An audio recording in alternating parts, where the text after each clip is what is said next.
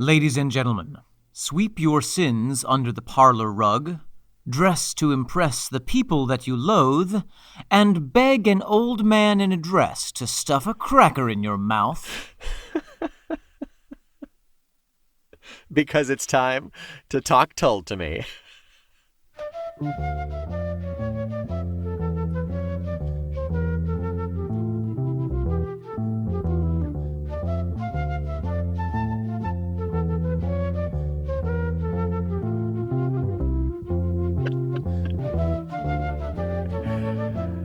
As a lapsed but confirmed Catholic, that just really made my confirmation in Catholicism worth it.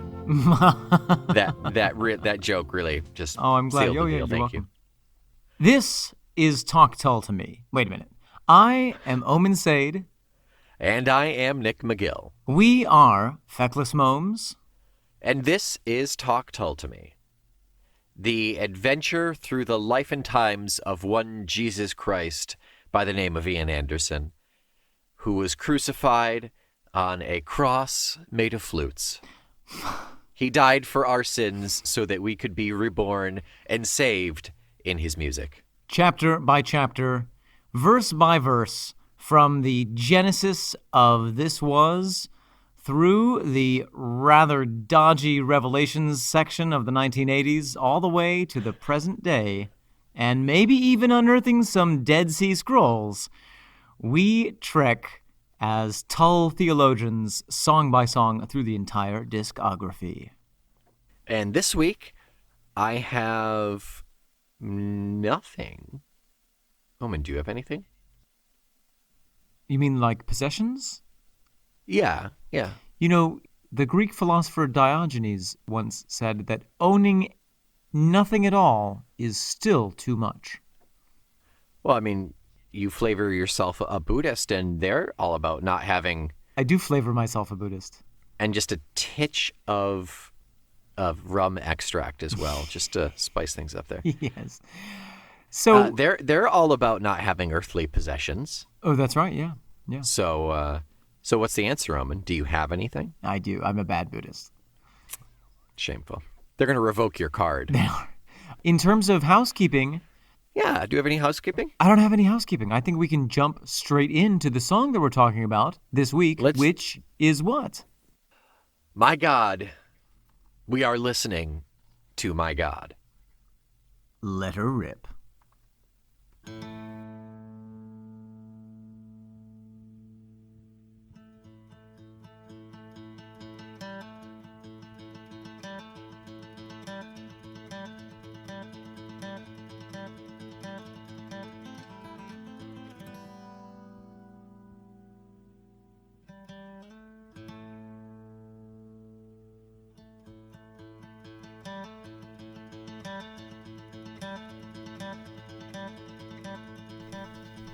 Zoinks! Ooh, doggy. That is a big old mouthful of a song, Nick. It is palpable. It's like biting off too much taffy. Yeah. And it's by the time you learn to regret what you've done, it is too late. It is certainly too late, and it's all over your hands and all over the steering wheel of your car as well. You just added so many details to that story. I'm not speaking from personal experience. Not at all. At all. Nick, let's talk about the music before we jump into the lyrics. How do you feel about that? Yeah, okay. Wow. Yeah, So, just the music alone for this one. I know. I feel like we have Ian Anderson on the acoustic guitar in the beginning. Sure. It's such good acoustic though. It's so Oh my God, I know. It feels very unusual for the acoustic that we're used to hearing in Tull. Yeah, it's very ominous. Yeah, there's a sense of foreboding.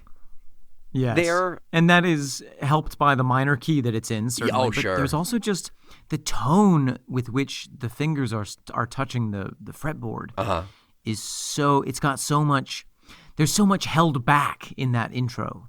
Yeah. Well, in particular, knowing what is about to be unleashed. Yeah. Oh, yeah. Yeah.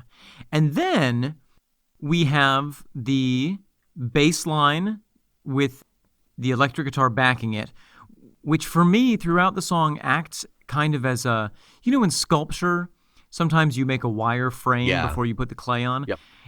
For me, that's what it's like. The bass and sometimes the guitar acts as sort of an armature for the really thick, veiny flesh of the flute and electric guitar when it's filling out. A lot gets built up onto it. Yeah, a lot.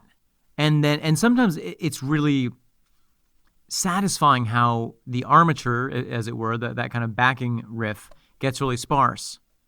Yeah. You know what I'm talking about? Yeah.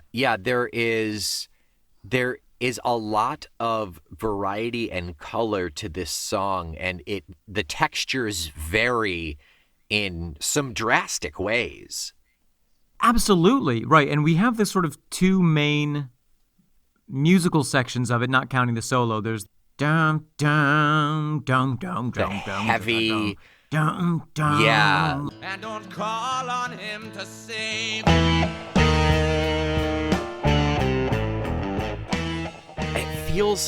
It feels plodding. It feels like it's moving to an inevitable end, and it is an unstoppable force. Absolutely. And you may get crushed by it like a grape at harvest season. Like a pagan religion under the heels of Catholicism. Ooh, the tea is hot today, Nick McGill. You had that in the chamber, didn't you? You were ready for that. No. And then we have the kind of chorus, if you will. I don't really know if you could call it a chorus, but Da, na, na, na, na, na, na, na, na, na, na, na, right. It opens up a bit. Yeah. The bloody Church of England in chains of history. It's almost like a mournful hymnal. It's like those really those churches. It's the opposite of like a great Southern Baptist church. It's the Southern Baptists sing these amazing heartfelt, joyous songs, and they just echo through the rafters. Some of them do. Sidebar. Are you asking for permission? Yes, I'm asking for a sidebar permission. Granted. Thank you. Last Easter, I, by accident, sort of, went to an Easter service, and the reason I went was because somebody was like, "Oh, it's a Baptist service," and I was like, "Oh, the Baptists, great melodic harmonies, heartfelt music. Oh my goodness!" But they were white Southern Baptists, and they had a mega church with a better lighting budget than most regional theaters. Yeah, that's gross. And it was really not fun, and there were way too many guitars on stage, and the lyrics sucked, and the musicality was awful. So gross. And then I went and saw Richard II, and that had way more divinity in a single minute of it. Sidebar concluded. Well, that's my point. There's the rich history of the Southern Baptists who praise in a way that is soulful, and then there are those who are empty and singing the exact same songs, but in a drone or eyes down. And which one does this feel like? This feels like the latter. But it's not. But I wouldn't say that this isn't heartfelt. I feel like there are feelings in the heart with this, and those feelings are dread, guilt, a deep sense of shame. Right, which is what every one of those people is feeling as they sing those hymns. Yeah. Yeah, it's in the blood. So, Nick. Yeah. Question for you. Go on. The flute solo in this song, is it the best flute solo in all of Jethro Tull, or the best flute solo ever? Wasn't there one not too long ago that I said was my favorite flute solo that I could listen to over and over? I don't remember. It was a couple episodes ago. Oh, I guess it was really meaningful to you. I'm going to ask you about this one in 2 episodes, and we'll see how you do. Like, what song? No, it's really good. It's amazing. Really, really good.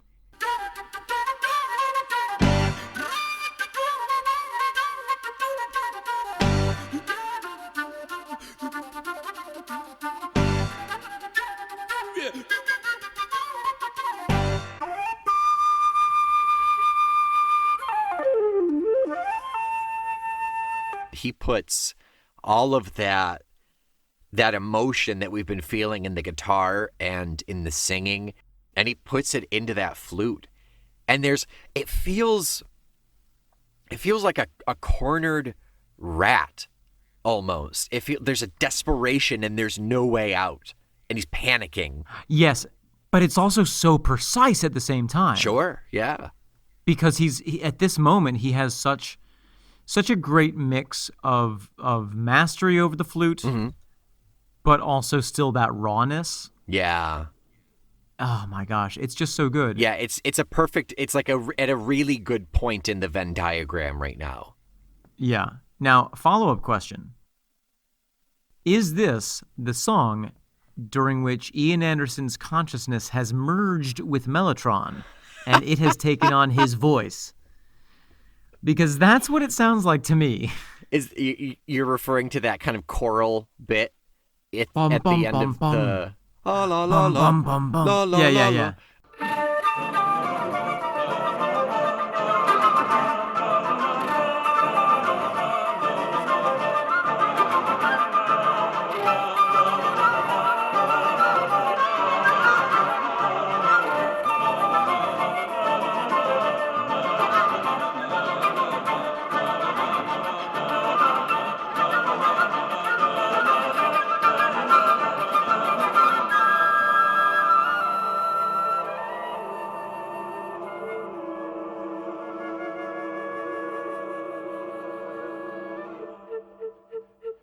Is that not Anderson's voice? Yeah, that could be the Mellotron. That's interesting. It must be. I just feel like I just see Anderson sitting up way too late into the night playing with Mellotron. Recording each one of them. And then John Evan comes down to breakfast in the morning and is like, "Oh, hello, Ian. Sleep well?" And Ian's like, "There is no Ian. There is only Mellotron." Or better yet, Ian's not even there, and John sits down to warm up, and instead of like the piano or the symphony sounds that he's used to, it's just Ian screaming on every key. Get me out of here! Now you know what is going on inside of Ian. Every key is la la la la la. I don't claim to have synesthesia, although I would love to sometimes. I feel like that'd be really great. And that's awful to say. No one, I mean, whatever. I don't know what I'm saying. But when I listen to some pieces of music, I have a very active imagination, and images really easily come to my head. Mm. And during that section where it's tum tum tum tum and the flute Yeah. like skittering about everywhere, Yeah. I just imagine a flute running for its life in hallways while like just herds of monks all pop out of doors chasing it. Like a flute, not a flautist. No, you heard me, Nick. Okay. A flute. Okay. A flute running for its life. Yep. That is, I mean, I can Like see Childish that. Gambino at the end of This Is America. Oh God. Oh, what an amazing song and video. I know. So moving. That video haunts me. That song haunts me. Yeah. It's so good. Yeah. Not for the faint of heart. So, what else do we want to talk about musically here? Well, it's 7 minutes long. It is a 7 7 minute minutes and song. 13 It's seconds. a really long one. Honestly, I 7 wouldn't be surprised if minutes, one for each realm of seraphim, and 13 seconds once for every disciple plus Jesus. I'm pretty read sure. between the lines, people. Read between the lines. Let's see. It is hands down the longest on the album. The second closest is Aqualung by 6:30, and then Wind Up at just 6. So by 30 seconds, it is the longest song. This is one of the longer songs that we've heard so far from Tull. In general, I think it's so rare that they get that far up, and it is At this phase, at least. I mean, yeah, later on, I it's think a it precursor becomes more to common. the next two albums for sure. But yeah, I do think they get a little more stretched out, or they're more comfortable being a little more stretched out because I think they're less concerned about radio time and things like that. Like yeah, could be consumability. They're not trying to finish the song before they get booed off stage. Yeah, or that. Yeah. No, I was going to say I doubt that they were booed much at this point, but they were I don't know if definitely booed during Passion Play. Whenever they oh yeah, people did not like Passion Play at all. It was really hard to do. It was a really difficult piece of music to play live. Yeah. And now just let's the fans not didn't get like it. ahead of ourselves, Okay, Nick. yep, you're right. Fair enough. We have to respect the temporal directive. That's right. Chronologically, that is 2 years from now. Where am I? Musically, this song is so forceful and so strong, and even if he were singing in German, I think I would get the gist of what's going on in this song. So, what is going on in this song? So just a quick reminder, this is the first song off of side 2. Yes. Side B of the album. The B-side. The B-side is sometimes just referred to as My God. Interesting. It's the My God side. Most of it is that religious theme, just a religious theme. If you were looking at the supposed concept behind it. There's also musically this facet of the B-side where the songs do flow into each other very smoothly. I didn't. Oh yeah. I used to think that My God and Hymn 43 were just the same song. I didn't realize until much later that they were actually separate tracks. Yeah, they work very well together. They really do. But this is a distinct song with distinct theming. Mm-hmm. And what would you say is the what's the central theme of this, Nick? It's a lot like a Christmas song, actually, I think. Uh-huh. In this sense of this is not how this is supposed to be practiced. Right. Whether it's Christmas or whether it's religion or Catholicism. It never actually says. The closest it gets to Catholicism is the Church of England. Right, so technically it's Anglicanism.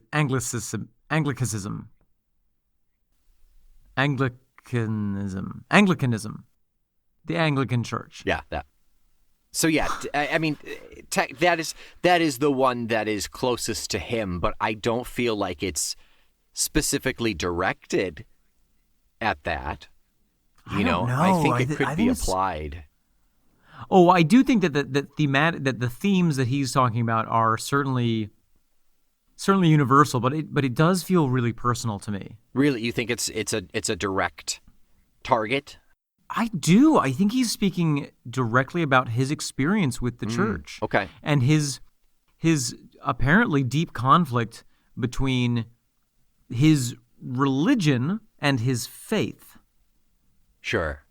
Because I think that, he, at least if we just take this album, we don't pretend to know what he believes now or really even then, but yeah, if you take this album as evidence, it seems like he does genuinely have faith in God and in a Christian belief. But there's so much anger and frustration with as you said, how it's practiced. Yeah. And the institution, right, that has capitalized in some cases quite literally on that religion and that faith in other people. Yeah. the practice and the presentation, it has lost its way over the centuries, the millennia, however long the Church of England was, Henry VIII? Yes. So mid 1400s, right? Yeah. Early 1500s, Well, I think? late 14. Yeah. Late 14, early 15, yeah. So it has, and even then, I mean, let's be honest, Hank Ocho did not create his own church out of the goodness of his heart. Not exactly, no. So that in and of itself, when the seed is rotten, the fruit will be rotten. Right. And there's one line, I mean the lyrics in this are all so fabulous, but there's one that they're really so scathing. For me kind of sums it up, I think is sort of a good representation. Mm-hmm. And the graven image who with his plastic crucifix. That's the one that I always come back to. Yep. And the graven image with his plastic crucifix. And it's interesting that he uses the phrase graven image. Mm-hmm. Because my understanding is what a graven image is a false, either an image of something being worshipped which isn't actually the divine, or is the wrong kind of divine. Like I'm thinking of the golden ox, when they worship the golden ox. Yep. Is that right? The golden bull. It's close, yeah. But I mean, there are some portions of Catholicism that don't even do saints. Really, of Catholicism? Yeah, because Wow. they don't want any prayers going to anyone other than Jesus. So Right. like a little Right. medallion of Saint Christopher, you pray to Saint Christopher for safe passage. That is praying Right. to a graven image. Interesting, right. Yeah. And then there are some religions and sects of Christianity where you're not supposed to have any images of anyone. Yeah. All you can have like patterns, basically. Yeah, smacks of, what is that, Islam?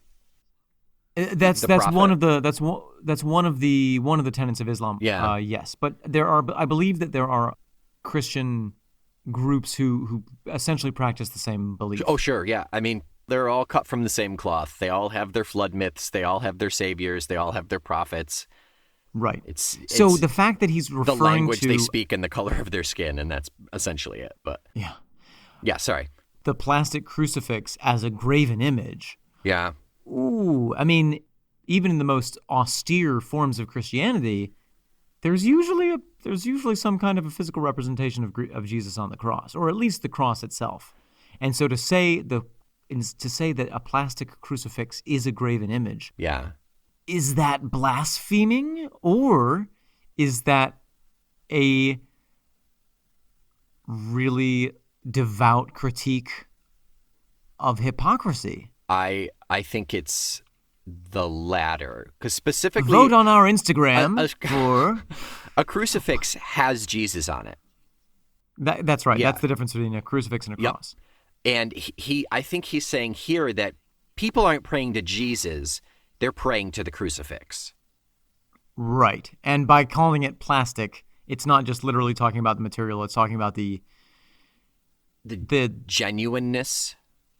yeah, or the disposability. Yeah. And of it. also, I do think you can buy a plastic crucifix from a church. You can buy a plastic crucifix. It's the Sure. the making everything, having to buy the accessories. Why do you need that when you can sit under a tree and pray to Jesus? Right. It's capitalism. It's capitalism in the church. Yeah.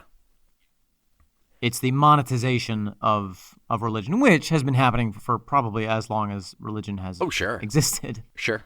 We've already talked about indulgences once on this podcast. And if you'll indulge us again, there is actually a reference. Wait a minute. Oh yeah, there's a reference to it in this song. So lean upon him gently and don't call on him to save you from your social graces and the sins you used to waive. So lean upon him gently, and don't call on him to save you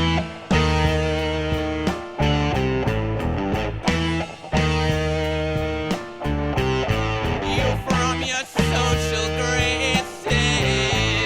Whoa, and the sins you're used to wave. You used to W-A-I-V-E. Right, to waive the sins. Yep.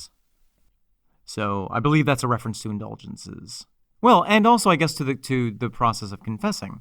You know, you absolve someone of their sins after they confess to you if you're a priest. Yeah, that line almost feels as if it's directed to a priest. Oh, certainly. Yeah, yeah. Huh. Yeah, I think that whole that section is people, what have you done? Locked him in his golden cage, made him bend to your religion, resurrected from the grave. He is the God of nothing, if that's all that you can see. You are the God of everything. He's inside you and me. He is the God of nothing, if that's all that you can see.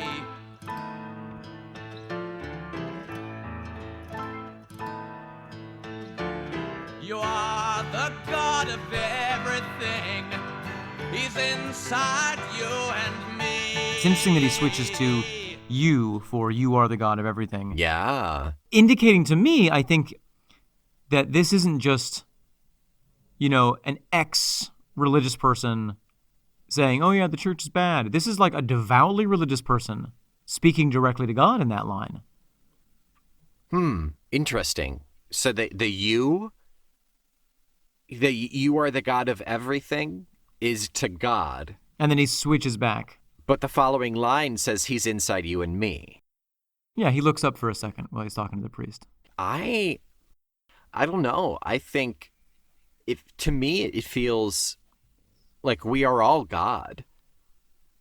We are all a part of that religion. We should all be treated as such. Or is he saying to the religious figure, the authority figure, you have taken on the role of God in an inappropriate way?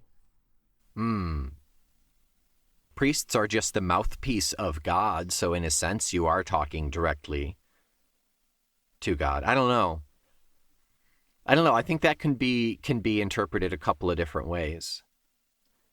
I have one more for you. Yeah. You'll be praying till next Thursday to all the gods that you can count. You'll be praying till next Thursday to all the gods that you can count. Do you think that is a reference to the saints system? Yeah, because there's a Hail Mary and there's multiple saints had multiple prayers and all of that. Right. That would make sense to me. Well, and as you pointed out earlier, you mentioned crushed pagan religions. I've heard it often said that part of the reason there are so many saints and that the saints are worshipped in Christianity was to give space to a kind of vestigial polytheism in the populations who were converted, sometimes forcibly, obviously, over to Christianity. Sure, their gods were absorbed into the pantheon, essentially. Yeah. Oh, yeah. And there are some examples that are where you can trace it exactly. I think Saint Bridget is one where there was a Celtic goddess, a Celtic fire goddess, whose name was Bridget, or some older Celtic version of that, and they just whoop made her into a saint. Mine, thank you. Yeah. Mine, I take it. Nick. Omen. Personal question. Yeah. Do you believe in God? I'm not sure I ever did, even when I was going to church and was forced into confirmation and Sunday school and all of that.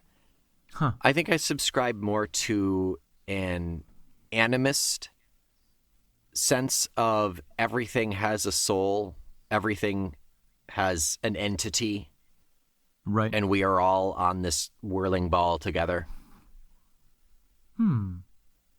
I don't need to I don't need to be afraid that I'm going someplace bad after I die to be a decent human being. Right. And I don't need some higher power to be in control to make the bad stuff feel better. Right. Huh. That's a very eloquent answer, Nick. Thank you. I've been, I don't want to say I've been burned by religion, but I was an altar boy, for the record. Yeah. Oh yeah. I don't think I knew that. Really? I don't think I was an altar boy by the time I met you. I don't think so. But I don't think we were doing much church at that point. But yeah, Catholicism has left a very sour taste in my mouth, particularly with all of the stuff that has gone on in the Catholic Church. And I took a religion's... You mean the Crusades? Starting with the Crusades, to be sure. Yeah. The killing of the firstborns, all that, is that Herod? Yeah. But no, I have nothing but a sour taste for not only Catholicism, but any organized religion. It is not directed strictly at Catholicism. It's just, I may rail about it more. Because you have a personal connection. Because I have a personal connection, and that's really the main religion that is in the United States. That is the predominant. There are many, for sure, and I'll rail about all of them, but this is the one that's personal. Yeah. I don't know if Catholicism specifically has the biggest population hold in the U.S., but certainly Christianity. Christianity. No. Yeah, right. Yeah. What about you, Omen? Do you believe in God? No. Period. End of sentence. No, I don't. I don't believe in God in the monotheistic sense. Yeah. I do believe that the universe is a divine and connected, I don't want to say entity, but network? Phenomenon. Yeah. Phenomenon. Yeah. And I don't know, I don't really believe that we have souls, but I do believe that we are a continuous process of energy. And, sure. And so, the question of, is there something after death? Well, certainly. Does our consciousness perceive it in the way that we perceive our quote-unquote living life? I don't know. How would I know? There's no way to tell. I consider myself a Buddhist, and which is really, depending on who you ask, more of a philosophy than a religion. Yeah. Because there's nothing to worship. Yeah. It's just setting yourself up for mental and physical success, essentially. Yeah, and being present. Yeah. And reducing suffering. That's the main tenet behind Buddhism is, life is suffering. Here are the reasons for suffering. Here's how you can reduce suffering. Yeah. However, I do enjoy religion sort of as a hobby. I go to church sometimes, and there are certain denominations and certain what are their clubs called? Bible studies? Parishes? Oh, yeah.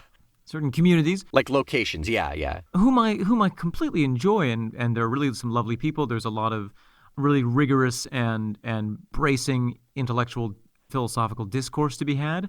I quite like a lot of the music, despite what I have said about a lot of it that I really don't like. But yeah, I'm not mad about all of the art that religion has inspired. I'm into it. A lot good has come from religion. Certainly.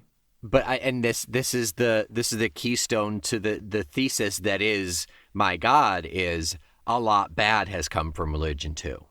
Right. And I think that for Ian Anderson, he's saying that the religion is completely false and a complete offense is in a way a blasphemy to the reality of what God is.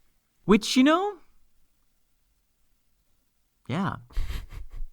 If everyone were more spiritual instead of religious, I think everyone would get along a lot better. Yeah, maybe. Or would we be like, oh, you're the wrong kind of spiritual? Yeah, who knows? In a 1 or 2 word answer, Omen. Okay. If this song were a god, which god would it be? Ugh. Kali Ma, the Destroyer. Oh, okay. I like it.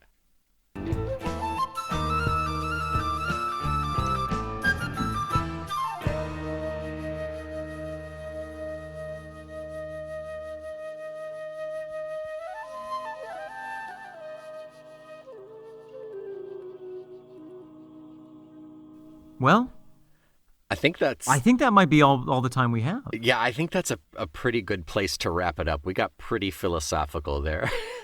We sure did. I hope everybody stuck through it. I apologize if it got a little too heady for anyone. I do just want to say, just jumping back to the music, Martin Barr's guitar is as crunchy as a fresh communion wafer in this song. It is so good. Delicious. Yeah.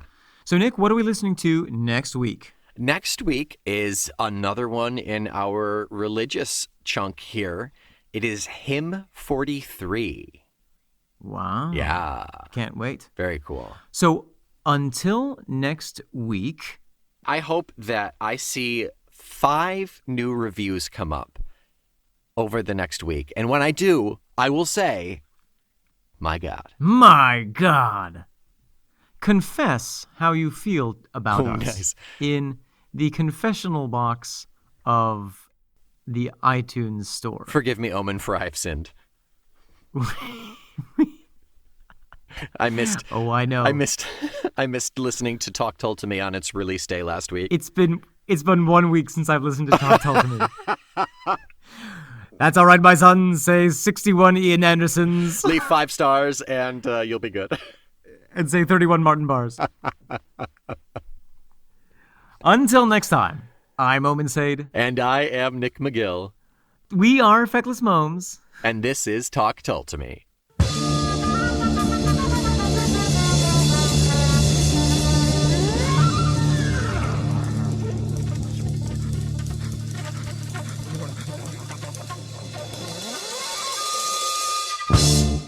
Talk Tull to Me is a proud member of the Feckless Momes Audio Network.